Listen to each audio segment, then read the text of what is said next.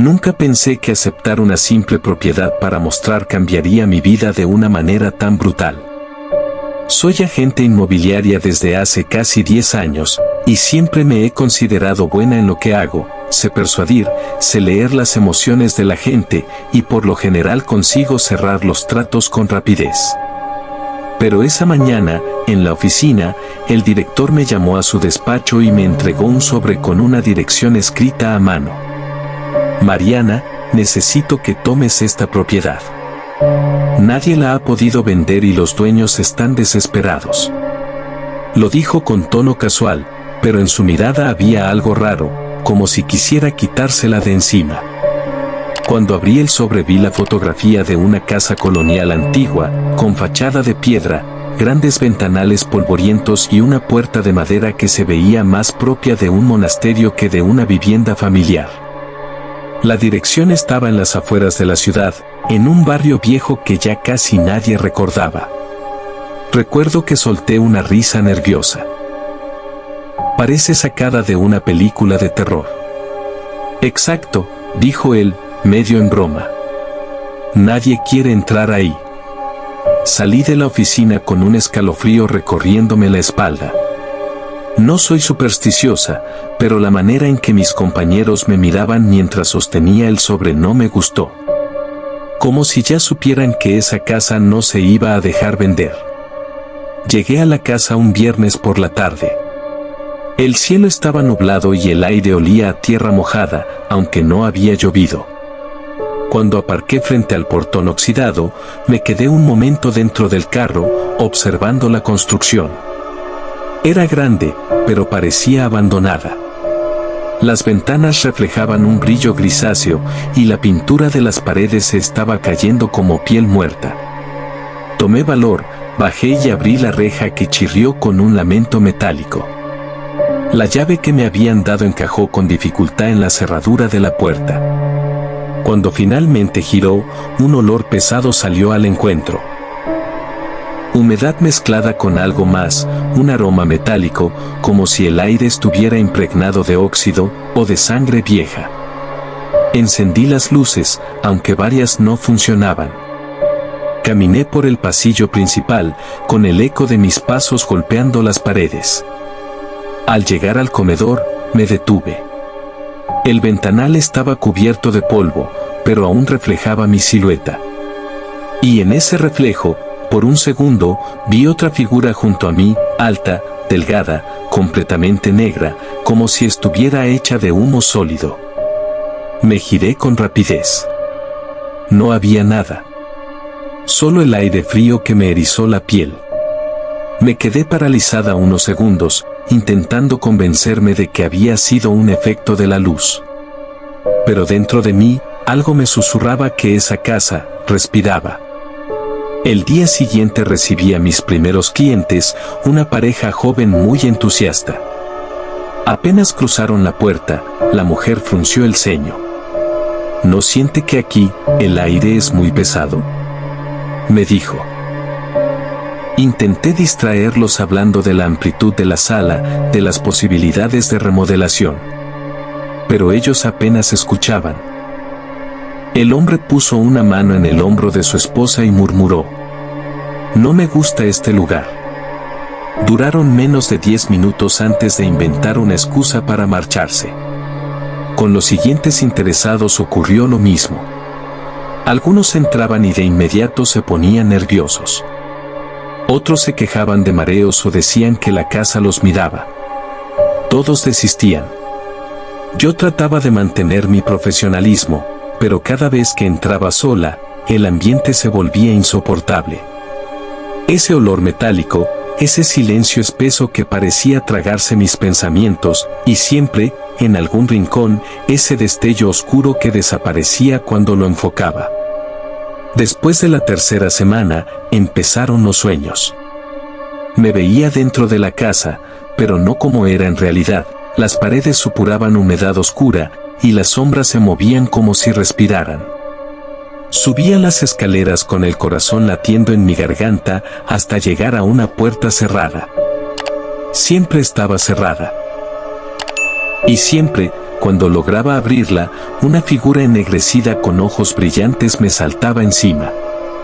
Despertaba gritando, empapada en sudor, con la sensación de que algo aún estaba sobre mi pecho.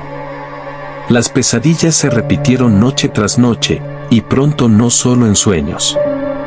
Durante el día, mientras conducía, veía a alguien sentado en el asiento trasero en el reflejo del retrovisor. En el espejo del baño, al cepillarme los dientes, la sombra se asomaba detrás de mí. Y en mi oído, a veces, un susurro casi imperceptible. «No la vendas». Había decidido darle una última oportunidad a la casa.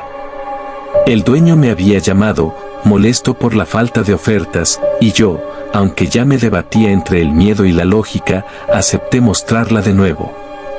Quizás esta vez sí, me repetía, intentando convencerme a mí misma de que todo lo que estaba sintiendo eran solo nervios, estrés acumulado.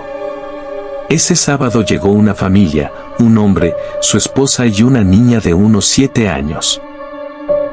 La pequeña tenía el cabello castaño recogido en coletas y una mirada despierta, de esas que parecen ver más de lo que deberían.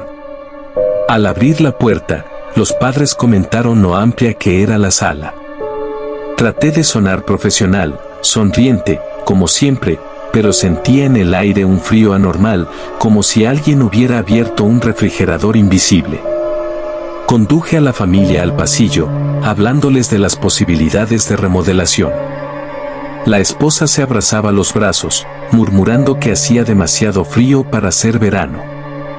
Yo intentaba bromear para aligerar el ambiente, cuando de pronto, la niña se quedó quieta, mirando fijamente hacia el pasillo oscuro que conducía a la escalera. «¿Quién es ese señor?», preguntó, con la naturalidad de un niño. Me giré rápido. El pasillo estaba vacío. Vacío, y sin embargo, lo sentí ahí, de pie, observándonos. «¿Qué señor, cariño?», dijo la madre, nerviosa. Ese, señaló con su manita temblorosa. «El señor negro. El que no tiene cara». El silencio que siguió fue insoportable. La mujer palideció. El padre tomó a la niña del brazo y la jaló hacia él. «Disculpe, señorita», me dijo con voz tensa, «creo que esto no es lo que buscamos». Y salieron casi corriendo, sin mirar atrás. Me quedé sola, temblando en medio del pasillo. El aire estaba tan helado que me dolían los huesos. No lo vi, pero lo sentí detrás de mí, demasiado cerca, como si su sombra estuviera pegada a la mía. Ese día supe que no debía volver más. La casa no quería venderse, y yo no quería ser la próxima en perder algo más que un trabajo. Esa misma noche, redacté un correo a la oficina diciendo que por motivos de salud no podía seguir con esa propiedad. No entré en detalles. ¿Cómo los iba a explicar? ¿Qué podía escribir? Hay un ente oscuro que me persigue cada vez que piso la casa. Nadie me lo creería. Me sentí aliviada al presionar enviar. Pensé que lo peor había quedado atrás.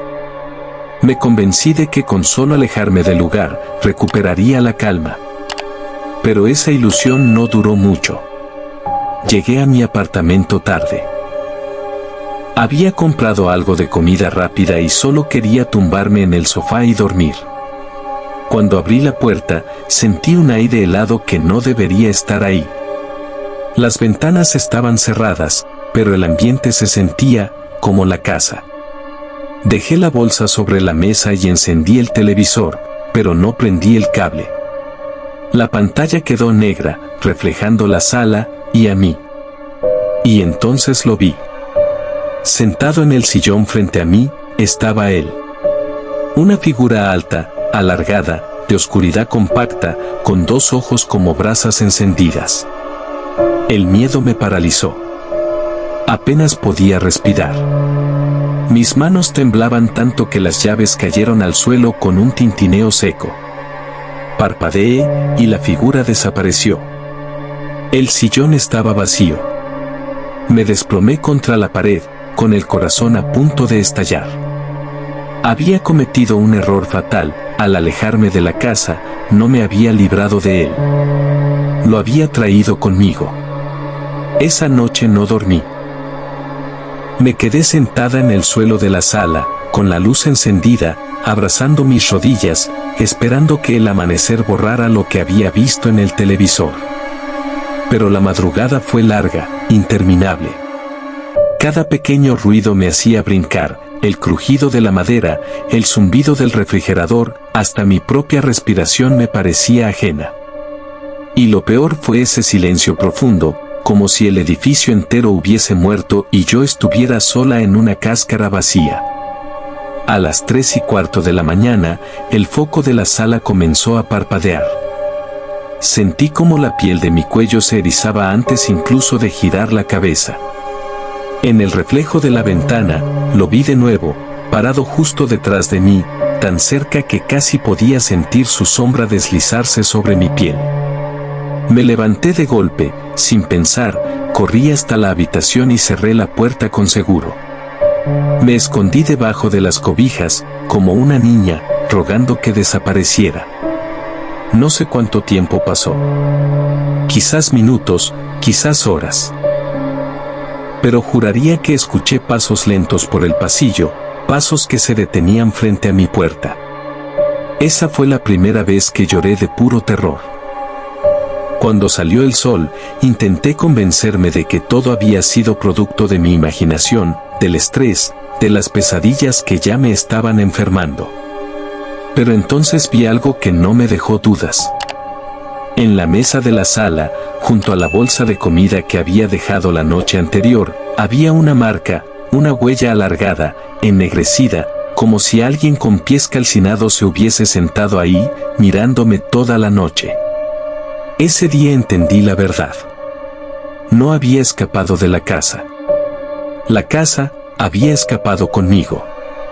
O mejor dicho, lo que vivía en ella ahora me había elegido como su nuevo hogar. Al principio quise creer que todo estaba en mi cabeza. Era más fácil convencerme de que estaba exhausta, que el insomnio y la presión del trabajo habían creado alucinaciones. Me repetía frases como un mantra: no existe, solo fue mi imaginación. Durante algunos días intenté regresar a la normalidad. Me forcé a ir a la oficina, a mostrar otras propiedades, a sonreír aunque mi rostro reflejaba el cansancio y mis ojeras se volvían imposibles de ocultar. Pero cada noche, al regresar al apartamento, el aire se sentía más helado. Era el mismo frío húmedo de la casa antigua, un frío que no venía de las ventanas, ni del clima, sino de algo que respiraba en la oscuridad conmigo. La televisión se encendía sola, siempre a la misma hora, 3:15 de la mañana. La pantalla mostraba estática, pero entre los destellos grises podía distinguir, por fracciones de segundo, la silueta negra de esa cosa, como si quisiera asegurarse de que yo supiera que seguía ahí. Intentaba ignorarlo, tapándome con las cobijas, poniendo música a todo volumen, incluso tomando pastillas para dormir. Pero nada funcionaba. Era como si él me estuviera esperando pacientemente, seguro de que tarde o temprano me rendiría. Lo siguiente fueron los objetos. Una mañana encontré las tazas de la cocina alineadas en el suelo, formando un círculo perfecto. Nadie más tenía llaves de mi apartamento. Otro día, al regresar de mostrar un condominio, vi que todos los cuadros habían sido volteados contra la pared, como si algo no soportara que yo tuviera imágenes de vida en mi hogar. Lo peor ocurrió con un regalo que mi madre me había dado años atrás, un pequeño crucifijo de plata que siempre guardaba en la mesita de noche. Una madrugada me desperté con un olor fuerte a quemado. Al encender la lámpara, vi el crucifijo, estaba retorcido, ennegrecido, como si hubiera sido expuesto al fuego, aunque nada en mi habitación mostraba señales de incendio. Ese fue el momento en que comprendí que ya no se trataba de sugestión ni de estrés. Había algo real, algo tangible que me acompañaba. Un huésped indeseado que no estaba dispuesto a marcharse. No quería sentirme sola, así que invité a mi mejor amiga, Lucía, a quedarse una noche conmigo. No le conté toda la verdad, solo le dije que me sentía intranquila y que necesitaba compañía. Ella aceptó, siempre tan comprensiva. Pedimos pizza, vimos una película y reímos un poco. Por unas horas creí que todo volvería a ser normal. Pero esa madrugada, a las 3:15 exactas, Lucía despertó con un grito desgarrador. Corrí a su habitación y la encontré sentada en la cama, pálida, señalando hacia la esquina oscura. «Está ahí», me gritó, con los ojos desorbitados. «Mariana, está ahí parado».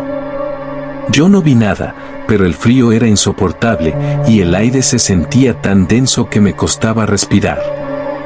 Lucía comenzó a llorar, temblando, y me rogó que la acompañara a su coche. Salimos casi corriendo del apartamento.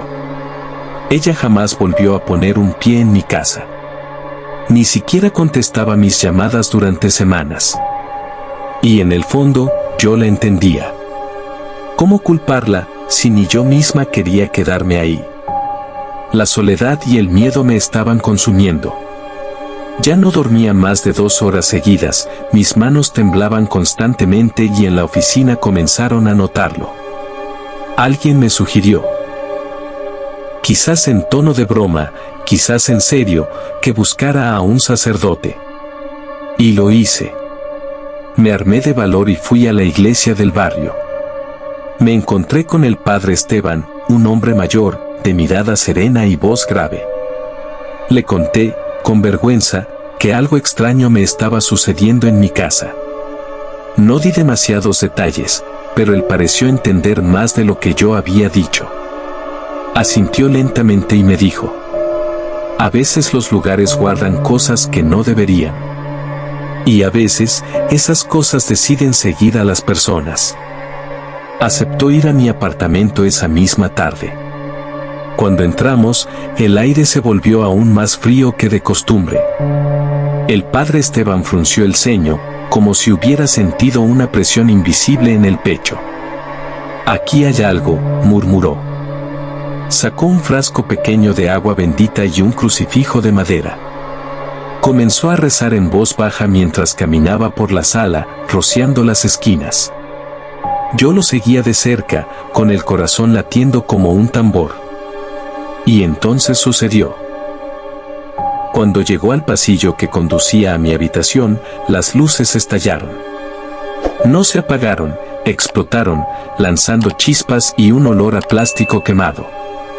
Yo grité y me cubrí el rostro.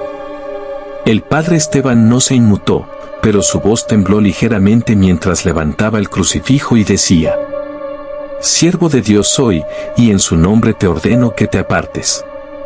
En ese instante, la pared del pasillo se agrietó. Un sonido seco, como si algo enorme hubiese presionado desde dentro, recorrió el apartamento. Yo retrocedí hasta pegarme contra la pared opuesta, sintiendo que el suelo vibraba bajo mis pies. El padre Esteban terminó la oración, sudando, y me tomó del brazo. «No puedo hacer más aquí», me dijo en un susurro. «Lo que habita este lugar, no pertenece a este mundo». Y se fue. Así, sin más. Me dejó sola, con la grieta aún visible en la pared, como si el edificio se hubiera abierto para dejar salir un suspiro maligno. Nunca volvió a contestar mis llamadas. Esa noche entendí que estaba completamente sola.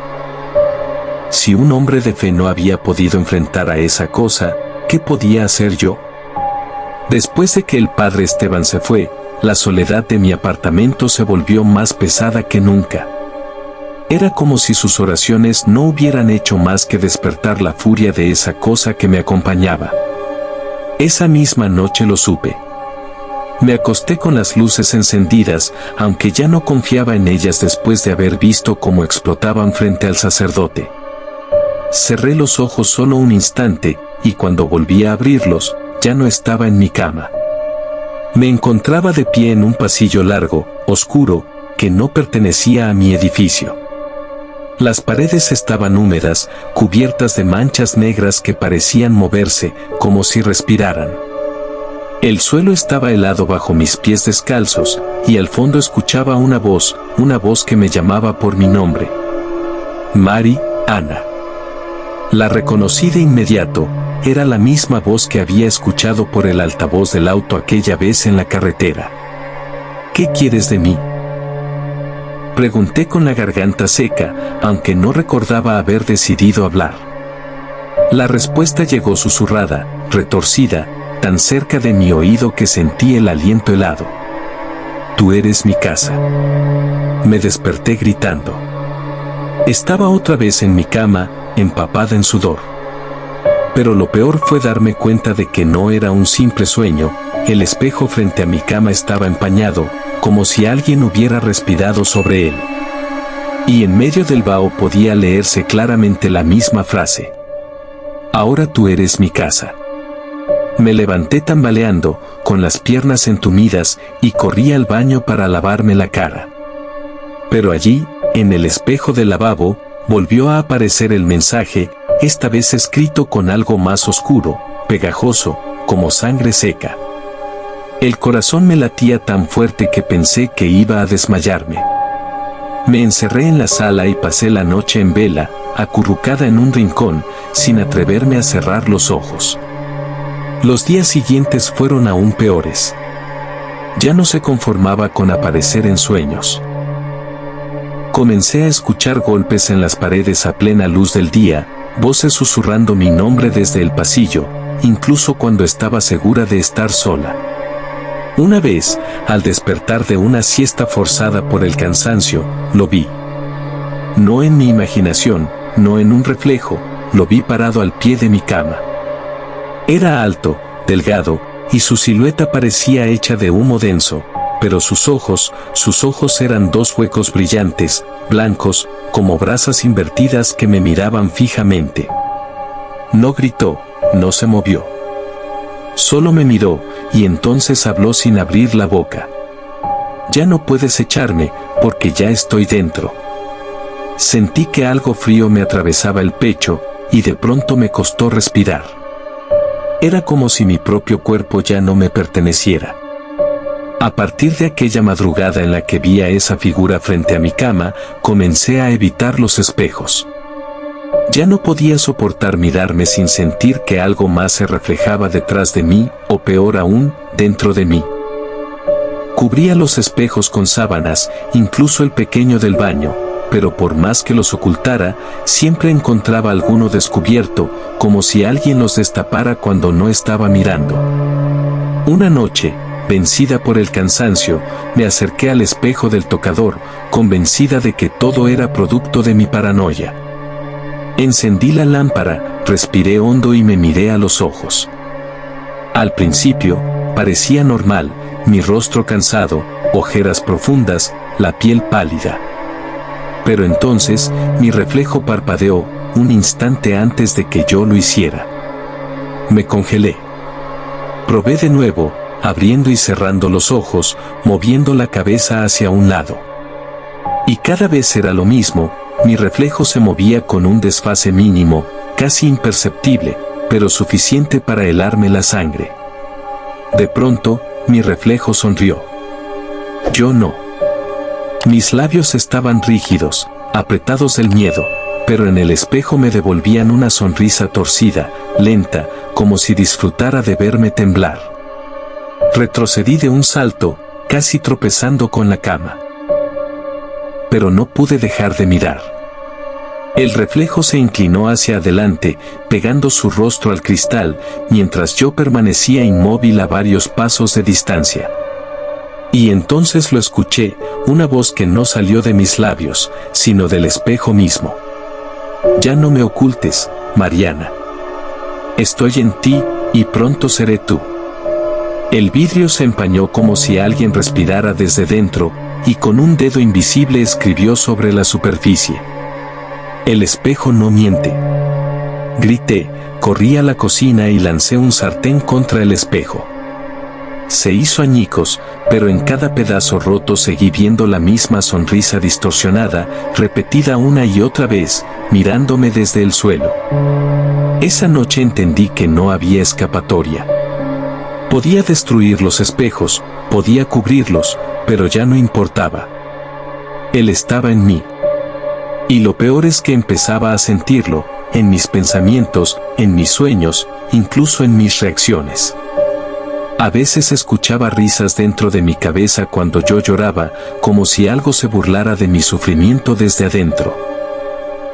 Al principio eran pequeñas cosas que no podía explicar, objetos desaparecían de mi apartamento y luego aparecían en lugares imposibles, puertas se cerraban solas, y yo despertaba en posiciones extrañas sin recordar haberme movido. Me decía que estaba agotada, que los nervios me estaban jugando una mala pasada. Pero poco a poco, las señales se volvieron imposibles de ignorar. Un día, me levanté y encontré las paredes de mi sala cubiertas de marcas negras, como arañazos, formando símbolos que no reconocía. Intenté borrarlos, pero al pasar la mano, la tinta parecía quemarme la piel. No podía gritar, no podía correr. Solo podía quedarme allí, temblando, mientras sentía una presencia dentro de mí, fría, densa, como si algo se hubiera fusionado con mi propio cuerpo. Las noches eran peores.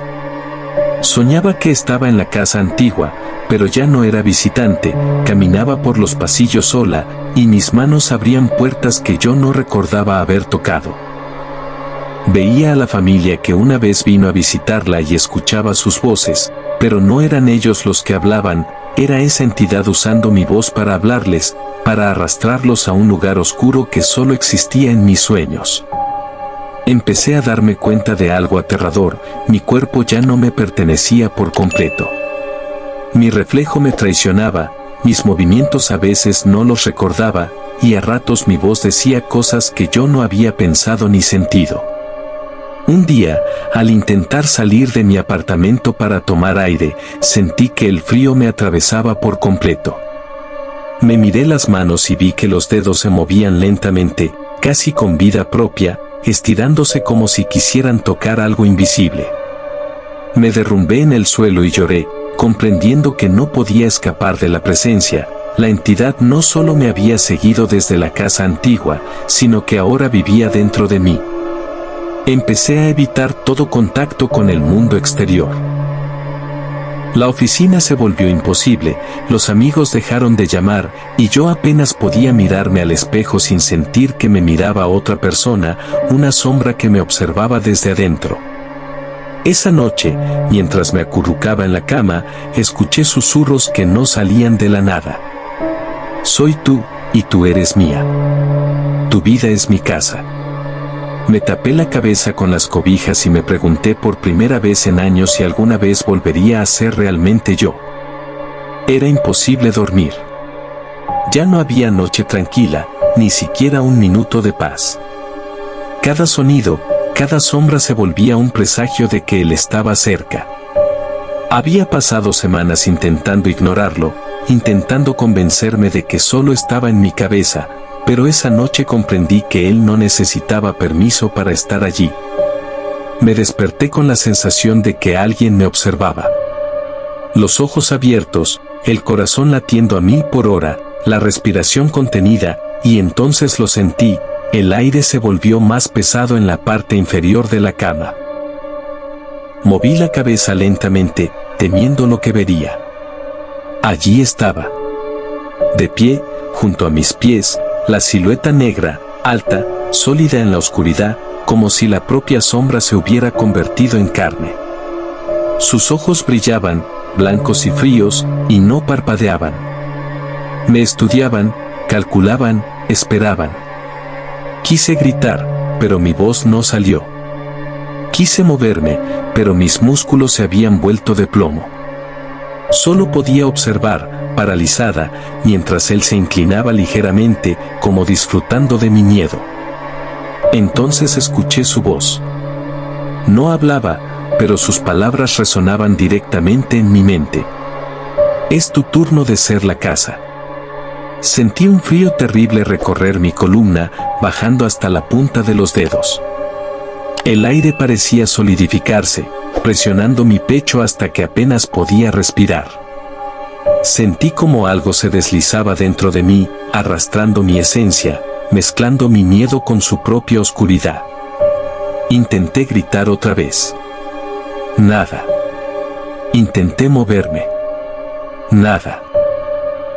Solo podía quedarme allí, mientras sentía que ya no estaba sola en mi propio cuerpo.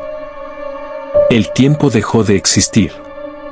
Podía sentirlo moviéndose, explorando, palpando mi mente y mis recuerdos. Y entonces, en un instante que pareció eterno, sentí que algo se asentaba.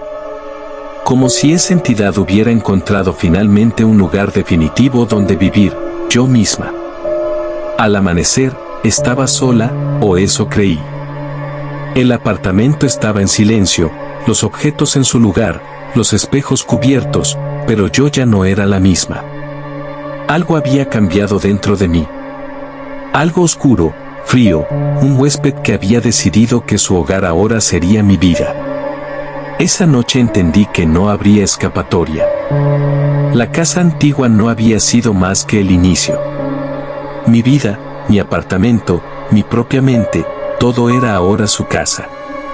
Y mientras me quedaba mirando el techo, con el corazón latiendo desbocado, supe que lo peor no había sido la primera visita, ni los sueños, ni los espejos.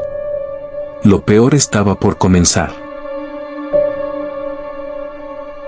Si te ha gustado este video, agradecería mucho te suscribas a este canal. Des like y compartas este video, así me ayudarás a seguir adelante. De antemano, muchas gracias por tu apoyo.